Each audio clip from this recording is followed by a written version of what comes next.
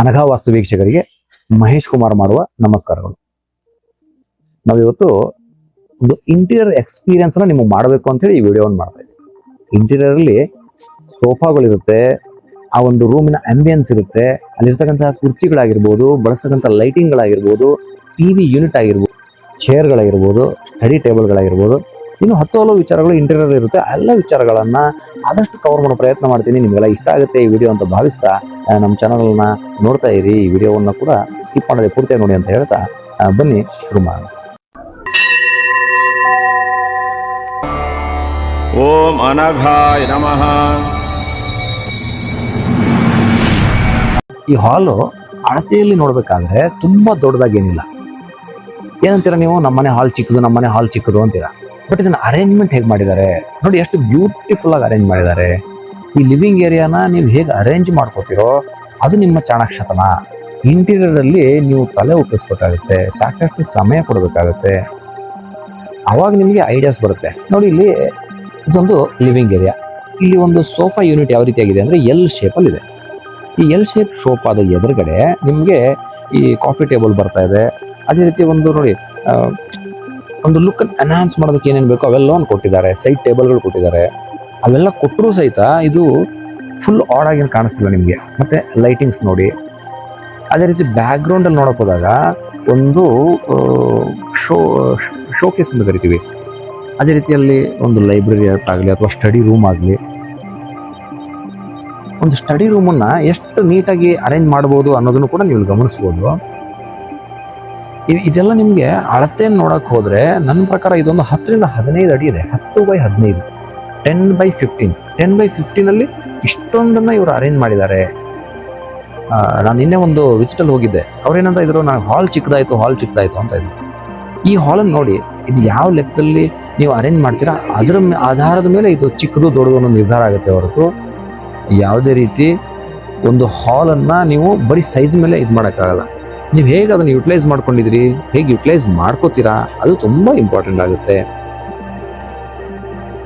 ನೋಡಿ, ಸೋಫಾ ಕೂಡ ಎಲ್ ಶೇಪಲ್ಲಿ ಇದೆ. ಎಲ್ ಶೇಪಲ್ಲಿ ಇದ್ದು ನೋಡಿ, 3 ಸೀಟಿಂಗ್ ಅಂತ ನಾವು ತಗೊಂಡ್ರೆ ಒಂದ್ ಕಡೆ ನೀವು 3 ಜನ 6 ಜನ ಕಂಫರ್ಟೇಬಲ್ ಆಗಿ ಕುತ್ಕೋಬಹುದು ಇದರಲ್ಲಿ. ಸೊ ಅಷ್ಟು ನೀಟಾಗಿದೆ. ಈ ತರ ಒಂದು ಸೋಫಾಗಳನ್ನ ಬಳಕೆ ಮಾಡೋದ್ರಿಂದ ನಿಮ್ಗೆ ಸ್ಪೇಸ್ ಯುಟಿಲೈಸೇಷನ್ ಆಯ್ತು. ಮತ್ತೆ ಇದು ಹೈಟ್ ನೋಡಿ, ಬ್ಯಾಕ್ ಸಪೋರ್ಟ್ ತುಂಬಾ ಹೈಟ್ ಆಗಿಲ್ಲ. ಅವಾಗ ಏನಾಗುತ್ತೆ, ನಿಮ್ಗೆ ಒಂದು ವೈಡ್ನೆಸ್, ರೂಮಿನ ಅಗಲದ ಒಂದು ಅರಿವು ಇರುತ್ತೆ. ಹೈಟ್ ತುಂಬಾ ಹೈಟ್ ಆಗಿರೋ ಸೋಫಾ ಹಾಕೊಂಡಾಗ ಅಗಲ ಕಡಿಮೆ ಅಂತ ಫೀಲ್ ಆಗುತ್ತೆ, ಒಂದು ತುಂಬೋಗಿದೆ ಅಂತ ಫೀಲ್ ಆಗುತ್ತೆ. ನೋಡಿ, ಇದು ಎಷ್ಟು ನಮಗೆ ಓಪನ್ ಸ್ಪೇಸ್ ಎಷ್ಟು ಚೆನ್ನಾಗಿ ಕಾಣಿಸ್ತಾ ಇದೆ ಅನ್ನೋದನ್ನ ಗಮನಿಸ್ಕೊಳ್ಳಿ. ನೋಡಿ, ಈ ಒಂದು ಇದನ್ನು ಗಮನಿಸಿ. ಇಲ್ಲಿ ಕೂಡ 3 ಸೀಟಿಂಗ್ ಇದೆ, ಇಲ್ಲಿ 2 ಸೀಟಿಂಗ್ ಇದೆ. ಸೊ ಮಧ್ಯದಲ್ಲಿ ಒಂದು ಕಾಫಿ ಟೇಬಲ್. ಸೊ ಇದು ಕೂಡ ನೋಡಿ ಎಷ್ಟು ಆರ್ಗನೈಸ್ಡ್ ಆಗಿ ಮಾಡಿದ್ದಾರೆ ಅನ್ನೋದು ನೀವು ಗಮನಿಸ್ಕೊಂಡ್ರೆ ನಿಮ್ಗೆ ಅರ್ಥ ಆಗುತ್ತೆ.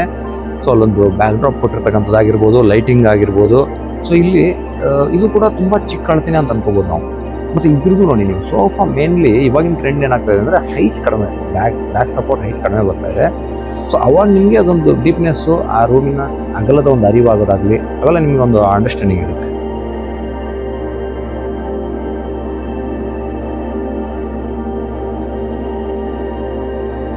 ಈ ತರ ನೀವು ಇಟ್ಕೊಂಡಾಗ ಟಿವಿನ ಹೇಗೆ ಸೆಟ್ ಮಾಡ್ತೀರಾ ಅನ್ನೋದನ್ನ ನೀವು ಈ ಕಡೆಯಿಂದ ನೋಡ್ಬೋದು. ನೋಡಿ, ನಾನು ಇಲ್ಲಿ ಕುತ್ಕೊಂಡಾಗ ಎದುರುಗಡೆ ಟಿವಿ ಇದೆ. ಸೊ ಈ ಟಿವಿ ವ್ಯೂವಿಂಗ್ ಎಕ್ಸ್ಪೀರಿಯನ್ಸ್ ಕೂಡ ಅಂದ್ರೆ ನಿಮಗೆ ಮೇನ್ ಕುತ್ತಿಗೆ ನೋವು ಬರಬಾರ್ದು. ತುಂಬಾ ಲಾಂಗ್ ಟೈಮ್ ಟಿವಿ ನೋಡ್ತಿರ್ಬೇಕಾದ್ರೆ ಸೊ ಆ ರೀತಿಯಾಗಿ ಆಂಗಲ್ ಸೆಟ್ ಮಾಡ್ಬೇಕಾಗುತ್ತೆ.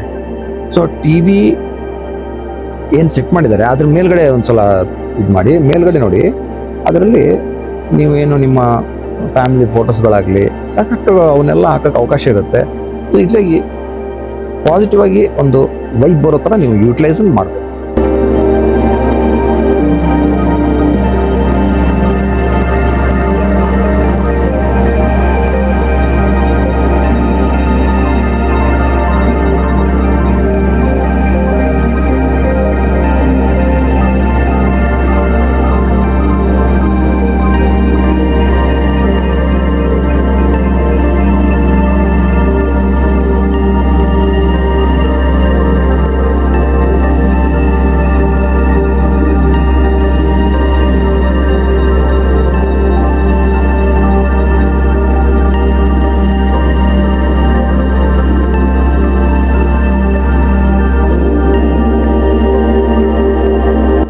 ವೀಕ್ಷಕರೇ, ಇನ್ನೊಂದು ಜಾಗ ತೋರಿಸ್ತಾ ಇದ್ದೀನಿ. ಇದರಲ್ಲಿ ಎಷ್ಟಿದೆ ಅಂದರೆ 11 ಅಡಿಗೆ 15 ಅಡಿ. ಈ ಥರ ನಿಮ್ದೇನಾದರೂ ಒಂದು ಲಿವಿಂಗ್ ಏರಿಯಾ ಇದ್ದಾಗ ನೀವು ಯಾವ ರೀತಿಯಾಗಿ ಡಿಸೈನ್ ಮಾಡ್ಕೋಬೋದು ಅಂದರೆ, ನೋಡಿ, ಇದು ಸೋಫಾ ಇಲ್ಲಿ ಬಂದಿದೆ. ಸೋಫಾಗೆ ಅಪೋಸಿಟ್ ಟಿ ವಿ ಸಾಕಷ್ಟು ನೀವು ನೋಡೋಕೆ ಹೋದರೆ ಒಂದು 48 ಇಂಚ್ ತನಕ ಟಿ ವಿನ ನೀವು ಸೆಟ್ ಮಾಡ್ಕೋಬೋದು. ಅಷ್ಟು ದೊಡ್ಡದಾಗ ಒಂದು ನಿಮಗೆ ಇದು ಸಿಗ್ತಾ ಇದೆ. ಸೊ ಅದನ್ನು ಕೂಡ ನೀವು ಕ್ರಿಯೇಟಿವ್ ಆಗಿ ಡಿಸೈನ್ ಮಾಡ್ಕೊಳ್ಳಿ. ಸೊ ಬ್ಯಾಕ್ ಸೈಡ್ ಗೋಡೆಗೆ ಈ ರೀತಿಯಾಗಿ ಕ್ರಾಕರಿ ಯೂನಿಟ್ ಇಟ್ಟಿದ್ದಾರೆ ಇವರು. ಸೊ ಈ ರೀತಿಯಾಗಿ ಇಟ್ಕೋಬೋದು, ಅಥವಾ ನಿಮಗೆ ಏನಾದರೂ ಒಂದು ಸ್ಟಡಿ ಪರ್ಪಸ್ಗೆ ಇಲ್ಲೊಂದು ಏನಾದ್ರು ಒಂದು ಮಾಡ್ಕೋತೀರಾ ಅನ್ನೋದು ಕೂಡ ವ್ಯವಸ್ಥೆನ ಆಗಲೇ ಒಂದು ತೋರಿಸಿದ್ನಲ್ಲ, ಆ ಥರ ಮಾಡ್ಕೋಬೋದು.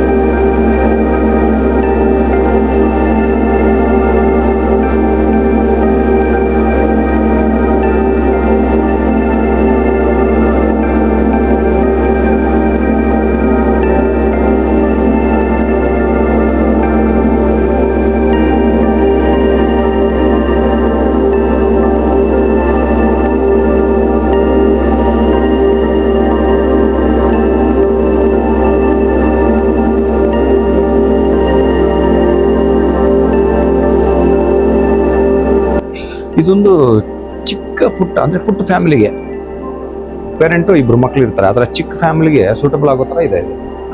ಇದರಲ್ಲಿ ನಿಮಗೆ ನೋಡಿ ಈ ಥರ ಒಂದು ಸೋಫಾ ಬರ್ತಾ ಇದೆ, ಎದುರುಗಡೆ ಟಿ ವಿ ಯೂನಿಟ್ಟು, ಆಮೇಲೆ ಲೈಬ್ರರಿ, ವಾಲ್ ಕ್ಲಾಕು, ಮತ್ತು ಏನು ನಿಮ್ಗೆ ಏನು ಪೇಂಟಿಂಗ್ಸ್ ಬೇಕು ಅವೆಲ್ಲ ಹಾಕ್ಕೊಂಡು ಒಂದು ಚಿಕ್ಕದಾಗಿ ಒಂದು ಇದನ್ನು ಕೊಟ್ಟಿದ್ದಾರೆ. ಯಾವ ಥರ ಅಂತಂದರೆ ಈ ಥರ ಸ್ಟೋರೇಜ್ ಕೊಟ್ಟಿದ್ದಾರೆ.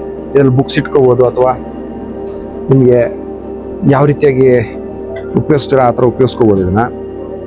ಆ್ಯಕ್ಚುಲಿ ಇವ್ರದ್ದೇ ನೋಡಿ, ಬುಕ್ಸ್ ಎಲ್ಲ ಇಟ್ಕೊಂಡು ಆ ಥರ ಮಕ್ಕಳಿಗೂ ಅನುಕೂಲ ಆಗುತ್ತೆ. ನಿಮಗೆ ಫೈಲ್ಸ್ ಇಟ್ಕೊಳ್ಳೋಕ್ಕೆ, ಆಫೀಸ್ ಫೈಲ್ಸ್ ಇಟ್ಕೊಳ್ಳೋದಕ್ಕೆ ಒಂಥರ ಆ ಥರನೂ ಯೂಸ್ ಆಗುತ್ತೆ. ಬಟ್ ನನಗೇನು ಲೈಕ್ ಆಯಿತು ಅಂದರೆ ಇದು ಸೋಫಾ ಸ್ವಲ್ಪ ಚಿಕ್ಕದಾಗಿದೆ.